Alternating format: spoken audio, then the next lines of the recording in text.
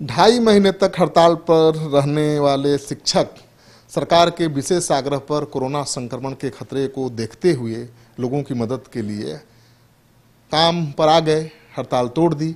लेकिन सरकार ने जो वायदा किया था अभी तक पूरा नहीं हुआ है। तो अब शिक्षक नाराज हैं और उनके नेता केदारनाथ पांडे जी मेरे साथ हैं। क्या इनकी मांग है और आगे की क्या रणनीति है, बातचीत करेंगे। शिक्षकों की बहुत अहम भूमिका है। अभी चुनाव है, चुनाव की तैयारी भी चल रही है।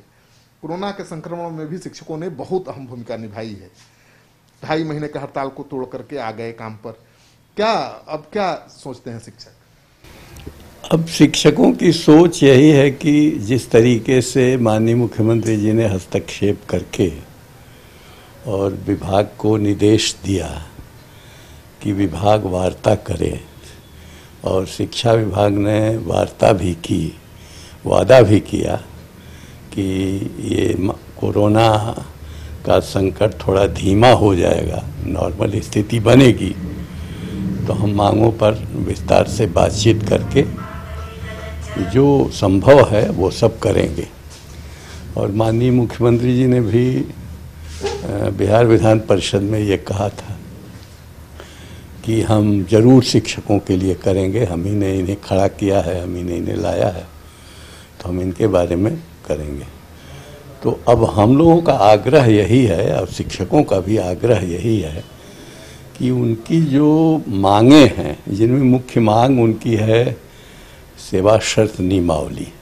सेवा शर्त नियमावली से ही शिक्षकों की ढेरों समस्याओं का निदान निकल सकता है, चाहे वो सेवा की निरंतरता का मामला हो, चाहे शिक्षकों को प्रधानाध्यापक के रूप में नियुक्त करने का मामला हो, चाहे महिला शिक्षिकाओं को 180 दिन मातृका अवकाश का सवाल हो, पुरुष शिक्षकों को पितृत्व अवकाश का सवाल हो, और 35% महिलाएं नियुक्त हैं।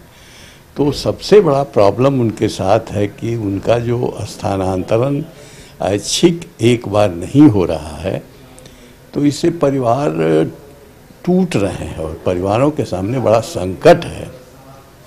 इसलिए हम लोग चाहते हैं जो सेवा शर्त नियमावली का जल्दी से जल्दी प्रकाशन और अधिसूचना उसकी लागू हो जाए, ताकि जिस तरीके से शिक्षकों ने क्वारंटाइन केंद्रों में काम किया है, महामारी में सहयोग किया है, तो शिक्षकों को भी एक आशा और विश्वास जो सरकार ने दिया है उसकी रक्षा सरकार को करनी चाहिए। आपको लगता है कि सरकार अभी अपने वायदे पर काम नहीं कर रही, खरा नहीं उतर रही? अब मुझे ऐसा लग रहा है, मुझे नहीं लग रहा है, लेकिन शिक्षकों को थोड़ी व्याकुलता हो रही है कि जल्दी ये सारी बातें नहीं हो रही हैं।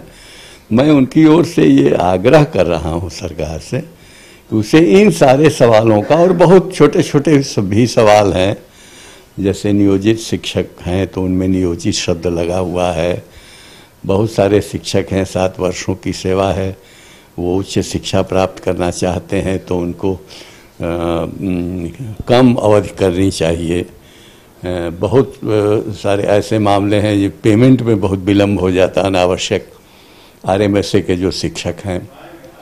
ये छोटी छोटी समस्याएं तो हल हो सकती हैं, और इनको हल करने के लिए विभाग से सार्थक हस्तक्षेप करने की अपील है हमारी, और माननीय मुख्यमंत्री जी से भी अपील है कि वो सेवा शर्त नियमावली को लागू करें, और भी जो मांगे हैं हमारी, उन मांगों पर जहाँ तक संभव हो सकता है उनको विचार करें। आपको लगता है शिक्षा विभाग शिथिलता बरत रहा है, एक्टिव नहीं है? हाँ, हमको ऐसा ही प्रतीत होता है कि शिक्षा विभाग इस सारे मामले को अभी गंभीरता के साथ नहीं ले रहा है। उसको गंभीरता से लेना चाहिए इसको हल। हालांकि एक चीज़ में शिक्षा विभाग ने गंभीरता प्रकट की कि जो समझौता हुआ उसमें जो अन्य बिंदु थे, उन अन्य बिंदुओं का कार्यान्वयन शिक्षा विभाग ने बड़ी तेज़ी से किया, जैसे निलंबन वापसी या अनुशासनिक कार्रवाइयों की वापसी या वेतन भुगतान, ये सब काम किया। लेकिन अब इन सबसे जो महत्वपूर्ण सवाल है ये, जिससे शिक्षकों को एक बड़ी रिलीफ मिल सकती है और उनमें खुशी भी आ सकती है, उसके लिए मेरा आग्रह है कि इसको शिक्षा विभाग को और माननीय मुख्यमंत्री जी को देखना चाहिए। तो आप जानते ही हैं कि बिहार के नियोजित शिक्षक आर पार की लड़ाई के मूड में थे, लेकिन कोरोना संक्रमण के खतरे को देखते हुए बिहार सरकार के आग्रह पर, मुख्यमंत्री के हस्तक्षेप के बाद वो काम पर लौट गए और वो उम्मीद कर रहे हैं कि अब उनकी उम्मीदों पर सरकार खरी उतरेगी। लेकिन सरकार शिथिल दिख रही है। शिक्षा विभाग उनकी मांगों पर ध्यान नहीं दे रहा है और इसको लेकर केदारनाथ पांडे जी ने सलाह भी दी है और एक तरह से चेतावनी भी दी है कि आपका काम हो गया तो शिक्षकों को मत भूलिए, शिक्षकों की जो मांग है उसको जल्द से जल्द सुलझाइए, उनकी मांगों को पूरा करिए। श्रीकांत प्रत्युष, जनतंत्र टीवी, पटना।